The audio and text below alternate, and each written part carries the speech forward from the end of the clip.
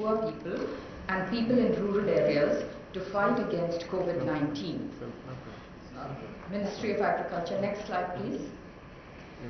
Overcoming the lockdown restrictions, sown area of summer crops has increased significantly, registering 36% increase over the last year, pushed up mainly by rice cultivation.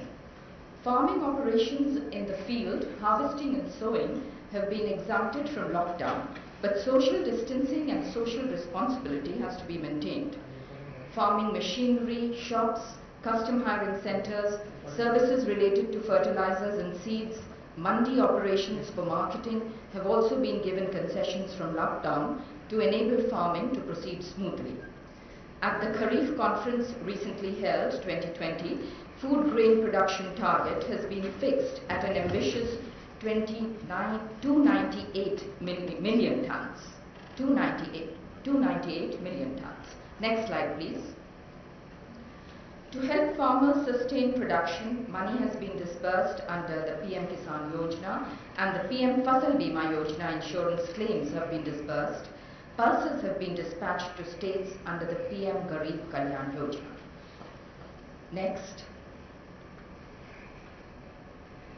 An All India Transport Call Center 180018042000 has been recently launched, and the Kisan Rath app has been launched to facilitate transportation of food grains and perishables across the state. Next slide, please. Regarding Ministry of Consumer Affairs, Food and Public Distribution, I would like to inform you that face masks and sanitizers have been brought under the Essential Commodities Act. NGOs have been permitted to buy food grains directly from FCI for relief operations. FCI has moved double the average food grains across the country during the lockdown. Next, please.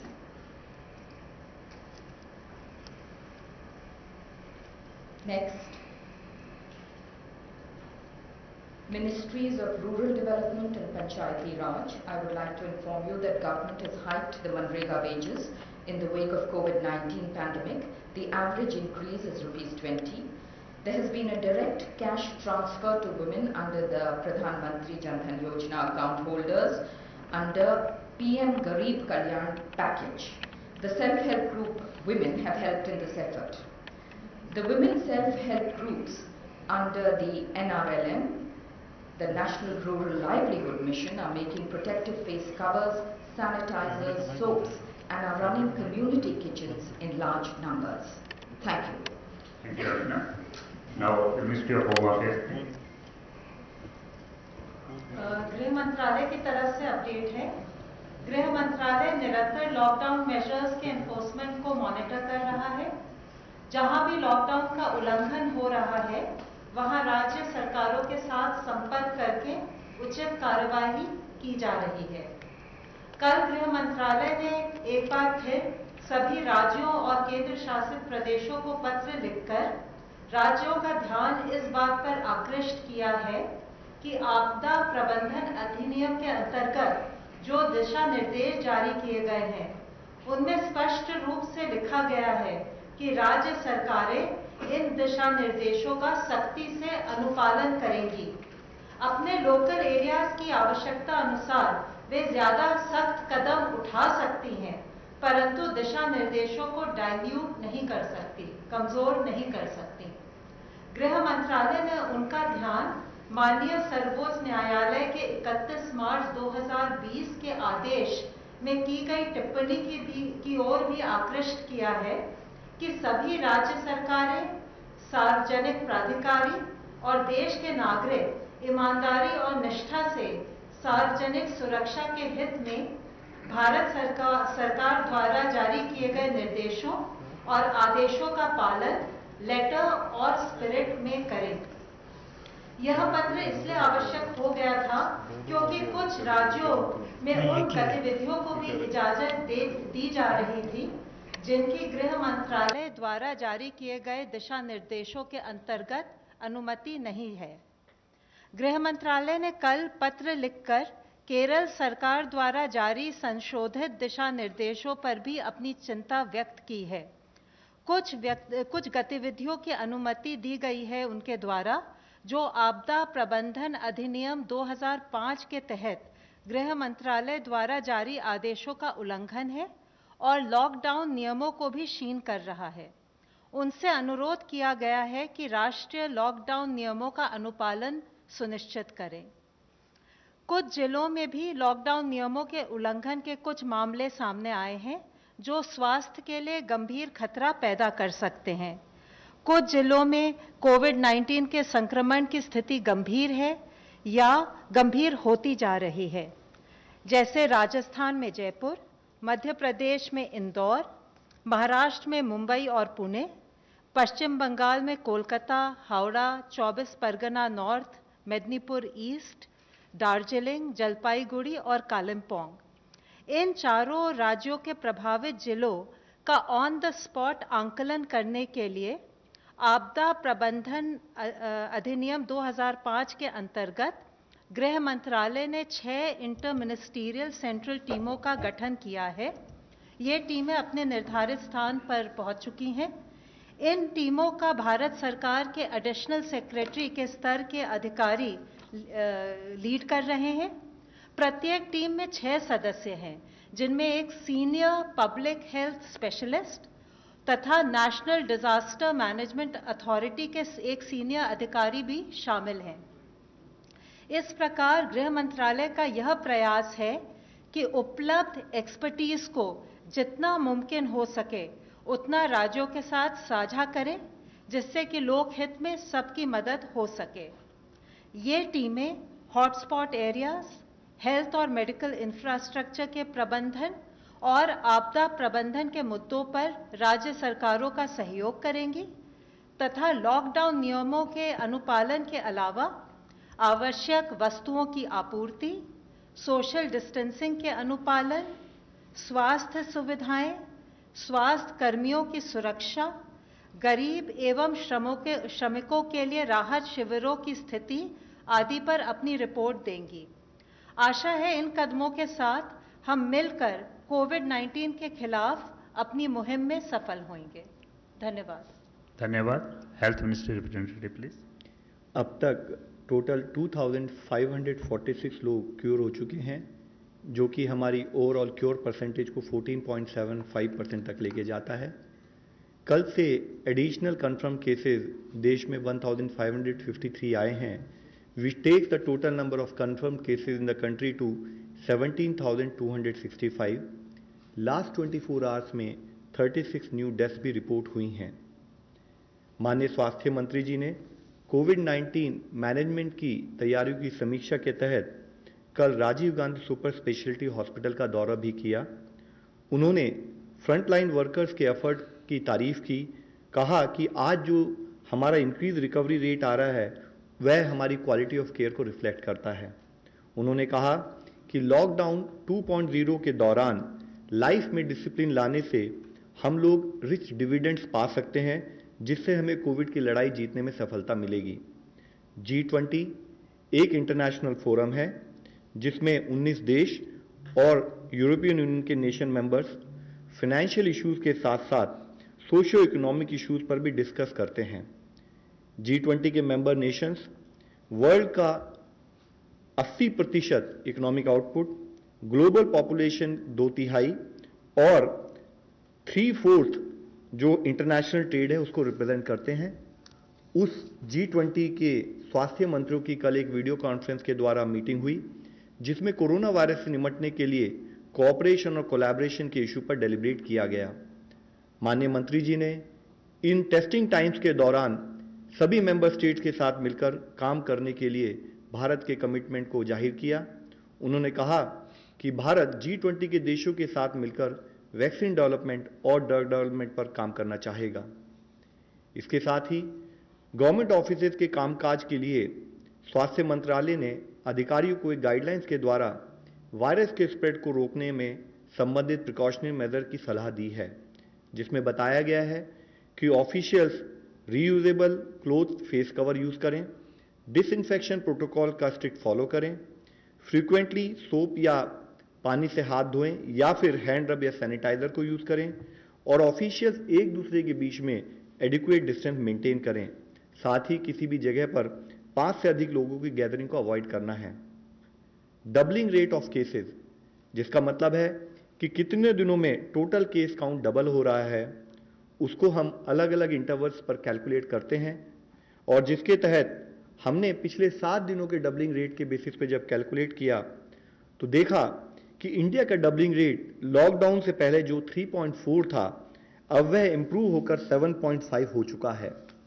और इससे संबंधित और भी एक अच्छी news ये है कि अगर हम 19 अप्रैल तक का डेटा लें तो इस नेशनल एवरेज के तहत 18 स्टेट्स में नेशनल एवरेज से बेटर परफॉर्मेंस और बेटर इंप्रूवमेंट नोटिस किया गया है, जिसमें कि दिल्ली में डबलिंग रेट 8.5 डेज है, कर्नाटका में 9.2 डेज है, Telangana 9.4 days, Andhra Pradesh 10.6 days, Jammu Kashmir 11.5 days, Punjab 13.1 days, Chhattisgarh 13.3 days, Tamil Nadu 14 days और बिहार 16.4 डेज।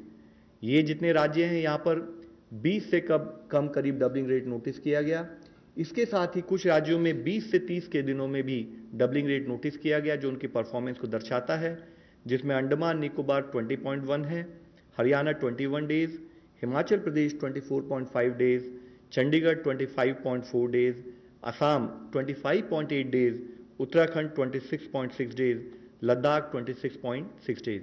इसके साथ ही हमारी कुछ स्टेट इवन उनका 30 दिनों से भी ज़्यादा डबलिंग रेट, यानी कि उनकी परफॉर्मेंस, उनका केस मैनेजमेंट में हम इंप्रूवमेंट नोटिस कर रहे हैं, वह है उड़ीसा और केरला। मैं ये एक बहुत अच्छी हार्टनिंग न्यूज़ के रूप में आप लोगों के सामने प्रस्तुत करना चाहूँगा और राज्य और जिला स्तर पर जो हमारे कोविड के फील्ड वॉरियर्स काम कर रहे हैं इस विषय में, उनको धन्यवाद देना चाहूँगा। It is however we would also like to point out कि हम एक लड़ाई में हैं, हम एक बैटल में हैं और हम आराम नहीं कर सकते। एक भी दिन की हमारी विफलता या एक भी व्यक्ति की विफलता हमारे इस क्यूए रिजल्ट को, परिणामों को नेगेट कर सकती है और इसलिए ज़रूरी है कि हम सारी गाइडलाइंस का यूनिफॉर्म इम्प्लीमेंटेशन करें। हमें कुछ और राज्यों से अच्छी खबरें भी आ रही हैं, जैसे गोवा के सभी पेशेंट्स को रिकवरी के बाद हॉस्पिटल से डिस्चार्ज कर दिया गया है। अब गोवा में कोई भी एक्टिव केस नहीं है। इसी तरीके से जैसे कि कल आप लोगों की दृष्टि में लाया था, माही और कोडगू, इन दोनों जिलों में जहां पर कि पिछले 28 दिनों से कोई केस नहीं आया था, उसमें एक और जिला जुड़ गया है, वह है पौड़ी गढ़वाल उत्तराखंड से। साथ ही टोटल 59 डिस्ट्रिक्ट्स हैं 23 स्टेट और यूनियन टेरिटरीज से, जहां पर पिछले 14 दिनों से कोई केस नहीं आया है, जिसमें 6 नए जिले जुड़े हैं। वह हैं डूंगरपुर और पाली राजस्थान से, जामनगर मोरबी गुजरात से, नॉर्थ गोवा गोवा से, गोमती त्रिपुरा से। और इससे संबंधित हम आप लोगों से रिक्वेस्ट करना चाहेंगे कि फिर भी हमें हर तरीके से सतर्क रहने की आवश्यकता है। दूसरे देशों की तुलना में अगर भारत आज इस सिचुएशन को मैनेज करने में प्रयत्न कर रहा है, उसमें जो भी रिलेटिव सक्सेस मिली है, उसका सबसे मुख्य कारण है कि इस लड़ाई में गवर्नमेंट के साथ साथ हर सिटीजन मिलकर लड़ाई लड़ रहा है। कम्युनिटी इन्वॉल्वमेंट, कोऑपरेशन और कम्युनिटी लीडरशिप हमारे मैनेजमेंट का एक मुख्य कारण रहा है। माननीय प्रधानमंत्री जी की अपील के तहत देश का हर नागरिक इस लड़ाई में जुड़कर लड़ रहा है, फिर चाहे वह लॉकडाउन का इम्प्लीमेंटेशन हो या सोशल डिस्टेंसिंग से रिलेटेड बिहेवियर चेंज हो, कंटेनमेंट जोन में लॉकडाउन का स्ट्रिक्ट इम्प्लीमेंटेशन हो, कॉन्टैक्ट ट्रेसिंग और सर्वेलेंस से हम हेल्थ वर्कर्स का सहयोग करते रहें और हर तरीके से फील्ड स्थाई पर पेशेंट मैनेजमेंट पर फोकस कर हम मॉर्टेलिटी को अवॉइड करें, यह हमारा प्रयत्न होना चाहिए। आज जब हम कुछ प्रांतों में रिलैक्सेशन प्रोवाइड कर रहे हैं, तो जरूरी है कि हम सोशल डिस्टेंसिंग के नॉर्म्स का पूर्णतः पालन करें, ताकि जो कोविड के केसेस कुछ जिलों में, कुछ राज्यों में कम हो रहे हैं, वे और भी कम हों। और जो जिले ग्रीन जोन में चले गए हैं, वहाँ पर हम सबकी रिस्पॉन्सिबिलिटी है कि वह जीरो केस की स्थिति में ही बने रहें। हम सभी को पता है कि इस बीमारी की कोई अभी तक वैक्सीन नहीं है। इसकी अब केवल एक ही वैक्सीन है जो हमें सबसे ज़्यादा इफेक्टिव सपोर्ट करती है, वह है सोशल वैक्सीन यानी सोशल डिस्टेंसिंग। इसीलिए फिर आप लोगों से विनती है, आपके द्वारा सबसे विनती है कि काइंडली हमें सपोर्ट करें कि सोशल डिस्टेंसिंग और प्रिवेंटिव गाइडलाइंस का पालन देश का हर व्यक्ति एक जिम्मेदारी के रूप में करता रहे और बिहेवियरल चेंज के रूप में अपनी ज़िंदगी में अपनाएं, ताकि हम इस लड़ाई से जीत सकें। धन्यवाद। Now, online question for ICMR. The rapid antibody tests have come under scanner world over for quality issues. Did ICMR conduct batch-wise quality tests before dispatching them to states, as certain states have raised concern about their quality? ये जो rapid test हैं, जैसा मैंने बोला, सारे दुनिया में कहीं भी उसको इंडिविजुअल के डायग्नोसिस के लिए इस्तेमाल नहीं करते, क्योंकि अभी भी एक चीज़ कायम है कि इस विषाणु के खिलाफ एंटीबॉडी जो डेवलप होती है, वो एंटीबॉडी कितनी पावरफुल होगी, वो इम्यून रिस्पांस का द्योतक होगी क्या, इसका कहीं पता नहीं है। ऐसे रहते हुए भी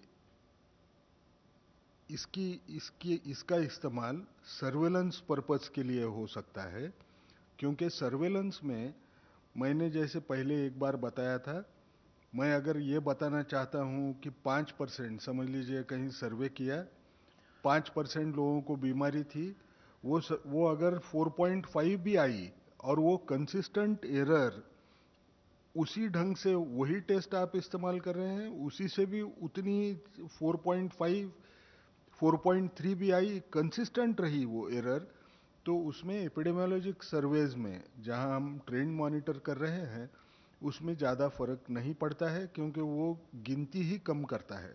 आपको अगर उदाहरण देना है तो सादे ढंग से देता हूं, जैसे अगर वो इलेक्ट्रॉनिक वेइंग मशीन होता है और उसका कंपैरिजन हम जो बाथरूम स्केल इस्तेमाल करते हैं वजन के लिए, वो दोनों में अगर हमने देखा, इलेक्ट्रॉनिक वेइंग मशीन जो होगा उस पे एक्यूरेट आएगा, लेकिन जो बाथरूम वेइंग मशीन है उसमें एरर रहेगी। लेकिन अगर वजन देखना है तो हमको 100 ग्राम से फर्क आया क्या, इससे हमको कोई फर्क नहीं पड़ता। जब हम वजन 60-70 किलो का देख रहे हैं, वो थोड़ा कम ज़्यादा इधर उधर हुआ तो भी चल जाता है। इसकी ये तो पहली बार टेस्ट आई है हमारे यहाँ, तो एक ही बैच जो आई है, तो वो सवाल तो उठेगा नहीं। ये सारी टेस्ट जो एंटीबॉडी टेस्ट आई हैं, उनकी ये CE-IVD अप्रूव्ड हैं, इनको टेस्ट किया गया था कि ये उसकी जो सेंसिटिविटी स्पेसिफिसिटी क्लेम्ड है, वो उसके कॉन्फिडेंस के रेंज में है क्या करके, उसमें वो ठीक पाई गई। हमको जो दूसरी एक ये मिली है कि वेस्ट बंगाल में कुछ टेस्ट जो BGI किट करके माना जाता है, RT-PCR किट, वो RT-PCR किट बराबर काम नहीं कर रहा है, ऐसे हमको एक ग्रीवेंस मिला। वो ग्रीवेंस के तरफ देखते वक्त 2-3 चीज़ें हमको याद रखना है कि ये BGI kit US FDA approved है, उसके क्वालिटी स्टैंडर्ड्स काफ़ी अच्छे हैं। सिर्फ इसमें एक प्रॉब्लम है कि ये जब किट हमको रखना है तो उसको 20 डिग्री के नीचे टेम्परेचर रहना चाहिए। 20 डिग्री के अगर ऊपर गया तो वो टेस्ट रिजल्ट्स बराबर नहीं आ सकते हैं। तो जो कंप्लेंट थी, वो कंप्लेंट ये थी कि कुछ लोगों की रिपीट टेस्ट करना पड़ा, क्योंकि सारे लाइट अप नहीं हो रहे हैं, उसके साथ कंट्रोल जो रहते हैं वो। ये कब होता है, कभी कभार टेक्नीशियन जब वो काम करेगा, ज़्यादा सैंपल नहीं रहे तो उसके स्ट्रिप्स निकाल के उसको और एक बार रन करता है दूसरे टेस्ट को करने के लिए। जब वो वैसे करने जाएगा तो उसने वो कहाँ किट रखा था, वो क्या रूम टेम्परेचर पे छोड़ के उसने फिर टेस्ट करने की कोशिश की, उसके ऊपर वो आमादा होगा। लेकिन हमने वेस्ट बंगाल गवर्नमेंट को भी बताया है कि जो NIV में हम किट इस्तेमाल करते हैं, वो किट तकरीबन 10,000 टेस्ट के लिए काफ़ी हैं। वो नाइसेड में हैं कलकत्ता में, वो हम उनको टेम्पररी वो क्राइसिस टाइड ओवर करने के लिए दे रहे हैं। Mr. Sunil Prabhu, NDTV.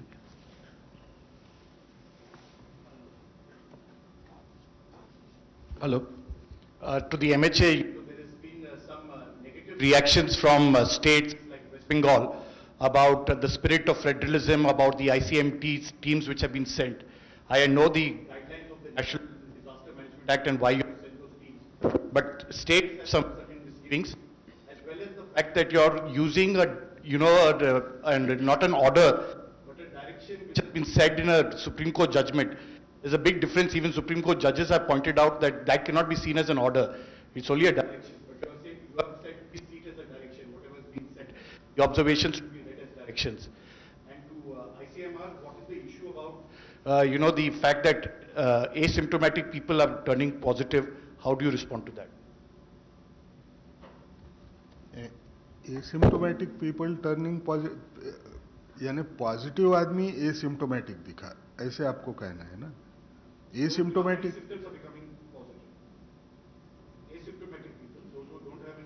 तो वो तो हमने पहले भी बहुत बार बताया है। 100 लोगों को अगर इन्फेक्शन हुआ तो उसमें से 80 लोगों को इन्फेक्शन उसमें कोई लक्षण दिखाई नहीं देता। वो दिखने को भले एसिम्टोमेटिक रहे, उसको अगर हम जांच करें तो उसकी भी टेस्ट पॉजिटिव आने का चांस रहता है। As I mentioned, that the purpose of constituting the interministerial teams is to provide support and assistance to the states in their endeavor to combat COVID-19. The teams have been very carefully constituted so that support can be provided both from health aspects, from administrative aspects, from disaster management aspects, and I'm sure the states will benefit with it. As regards what our orders say, the orders are available on the website. I would request you to read them very carefully. It's very clear what the order says. It mentions the observations of the Honorable Supreme Court, but the orders have been issued under various provisions of Section 35 of the Disaster Management Act. Thank you. Another online question. Just what the spirit of federalism, because states are worried. Okay, it's all right. I think that's 30 journalists in Mumbai tested positive. Will the Ministry of Health and Family Welfare test all the journalists on ground? I think it is of concern to everyone of. So it is important. We have already been highlighting multiple times. We have talked about it. Infection prevention management is a very important component of disease management. And what we are hearing about our journalists becoming positive is definitely very unfortunate news. We would request that kindly, when you are attending to your call of duty, follow the required precautions, follow the required social distancing norms, and also use face mask or face covers. So, and besides keeping the distance. And as far as the sampling is concerned, sampling criteria is very clear. And as per that sampling criteria, anyone who need to be tested will be sampled. Mr. Ashok Raj, ANI. Hi, sir. My question is, if someone tests positive or confirmatory RT-PCR test done, there were reports that this Chinese antibody test have been faulty in the past. In this a concern because of lot of cases have come positive that have no symptoms, and this Chinese antibody rapid testing kits have a track record of being faulty. ICMR. मैं नहीं बोलूँगा ना कुछ problem नहीं। हमने बार बार एक कहा है, एंटीबॉडी टेस्ट देरी से पॉजिटिव आती है। उसको पॉजिटिव आने को एक अंदाज बताया जाता है। एक ही स्टडी है, एक समझ के चलिए, एक ही स्टडी है जो बोलती है 15 दिन के बाद में वो टेस्ट पॉजिटिव आती है। पीसीआर ये पहली टेस्ट होती है जो सबसे यानी अच्छी टेस्ट करके मानी जाती है, जिसमें इंडिविजुअल को बीमारी है क्या नहीं ये तय किया जा सकता है। वो टेस्ट बहुत पहले पॉजिटिव आ जाती है।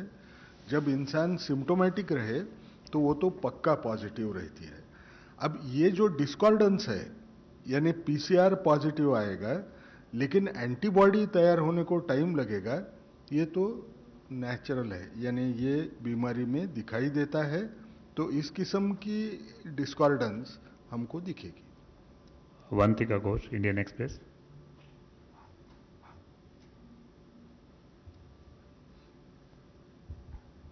Sir, I have two questions. One is for the Health Ministry and one is for ICMR.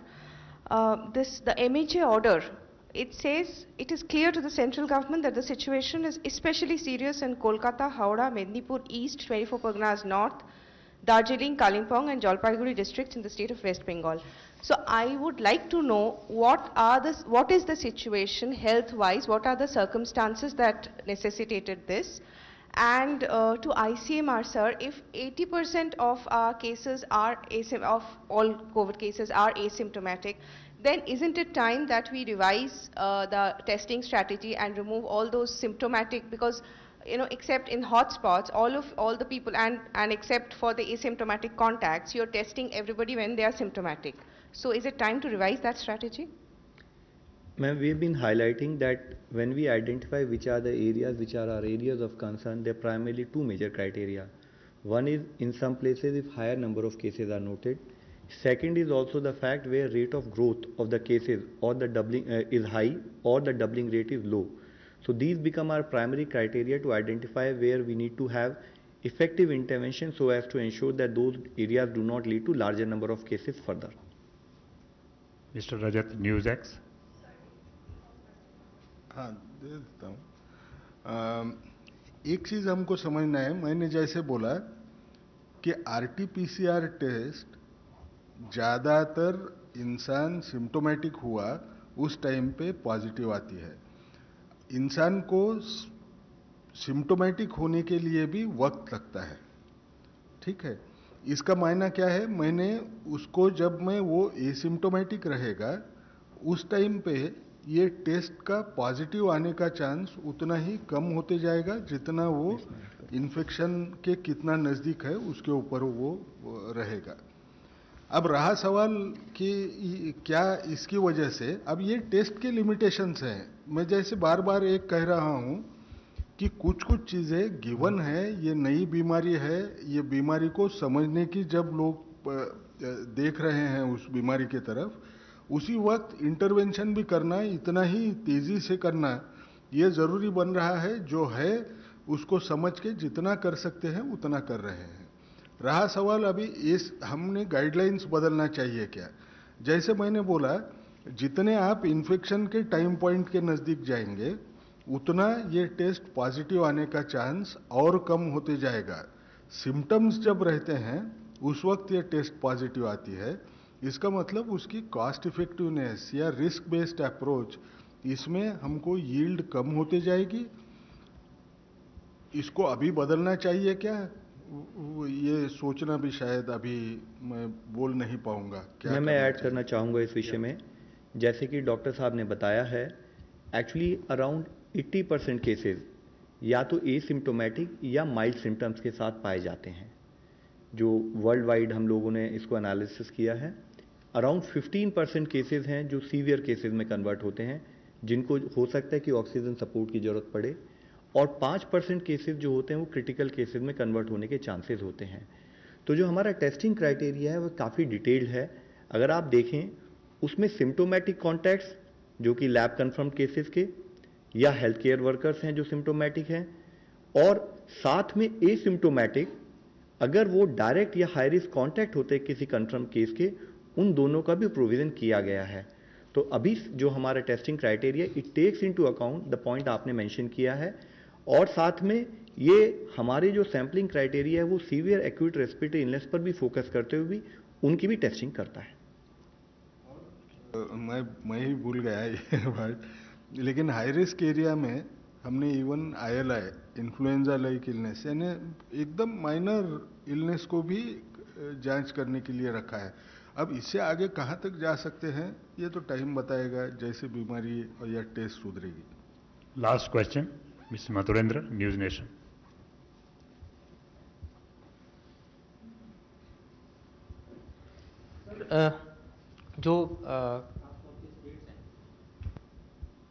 Hello, प्रदेश की हम बात करें तो यहाँ पर ये देखा जा रहा है कि लगातार केसेस बढ़ते जा रहे हैं। हम तबलीगी जमात की तो लगातार चर्चा करते रहे हैं कि 23% अप्रॉक्स उनका कंट्रीब्यूशन है, लेकिन इन स्टेट्स में क्या कहेंगे, महाराष्ट्र में खासतौर पे, गुजरात, राजस्थान, तमिलनाडु में और मध्य प्रदेश में क्या रीज़न रहे कि यहाँ पर लगातार केसेस बढ़ते रहे और मेजर कॉज क्या रहा। दूसरा सवाल सर, इसी को लेकर उसमें मैं जानना चाहूँगा कि चूंकि 80% केस आप बता रहे हैं कि सिम्टोमेटिक है, कैरियर तो है और जाहिर तौर पे अननोन है लोगों के लिए कि उसमें कोई सिम्टम है, तो उस कैरियर से लोग कैसे बचेंगे। लोगों को पता ही नहीं है 80% लोग सिम्टोमेटिक हैं लेकिन वो कैरियर बने हुए हैं, उनके लिए क्या गाइडलाइन। तो जैसे आपने बताया, हम स्टेट्स के साथ कोऑर्डिनेट करते हैं, स्टेट्स के साथ डिस्कस करते हुए जहाँ पर भी केसेस आते हैं हम स्टेट के साथ डिस्कस करते हुए उसी हिसाब से स्ट्रैटेजी बना के कैसे केसेस कंट्रोल किए जाएं उस पर एफर्ट करते हैं। आपने बताया महाराष्ट्र, तो महाराष्ट्र में सेंट्रल गवर्नमेंट की 3 टीम वहाँ अभी भेजी गई हैं, जो मुंबई, पुणे और ओवरऑल महाराष्ट्र में स्टेट्स के साथ कोऑर्डिनेट करके एफर्ट कर रही हैं। इसी तरह हमारी टीम्स जितने भी स्टेट्स में ज़्यादा केसेस पाए जाते हैं तो उनके साथ भेजते हुए, उनके साथ डिस्कस करते हुए कैसे स्ट्रैटेजाइज किया जाए, हम उस पर काम करते हैं। इससे पहले भी हम लोगों ने कई बार इस पर डिस्कस किया है कि अगर हमारे पास केसेस आते हैं तो हम उसको 2 पार्ट में डिवाइड करते हैं, या तो हम उसे क्लस्टर मानते हैं या मल्टीपल क्लस्टर यानी कि एक लार्ज आउटब्रेक के तहत ट्रीट करते हैं। और उन जो हमारे क्लस्टर या लार्ज आउटब्रेक के हिसाब से ट्रीट करते हैं, जो हमारा प्रोटोकॉल होता है वो स्टेट के साथ डिस्कस करके, फील्ड एडमिनिस्ट्रेशन के साथ डिस्कस करके उसको कंटेनमेंट के एफर्ट्स किए जाते हैं। और जो इशू आपने बताया, वाइल डॉक्टर गंगा खेडकर साहब will further this thing in that, मैंने इससे भी पहले आपको बताया कि 80% केसेस एसिम्प्टोमेटिक नहीं होते, 80% केसेस एसिम्प्टोमेटिक और माइल्ड सिम्टम्स के साथ होते हैं, तो हम उनको ट्रैक कर सकते हैं। और रही बात इसकी कि कैसे हम उन लोगों से बचें, तो इसमें इशू ये होता है कि जब आप एक केस को एनालाइज करते हैं तो आप देखते हैं उसकी कोई कॉन्टैक्ट हिस्ट्री या कोई ट्रैवल हिस्ट्री तो नहीं है, और उसके बेसिस पे साथ में उसके क्या जो डिजीज के सिम्टम्स हैं या उसके contact history, you can always make a clinical assessment कि आपको किसकी टेस्टिंग करनी है और किसको होम क्वारंटाइन या फैसिलिटी क्वारंटाइन सजेस्ट करना है। Thank you friends, thank you very much. इसमें सिर्फ 2 लाइन ऐड करता हूं जो तो आप देख रहे थे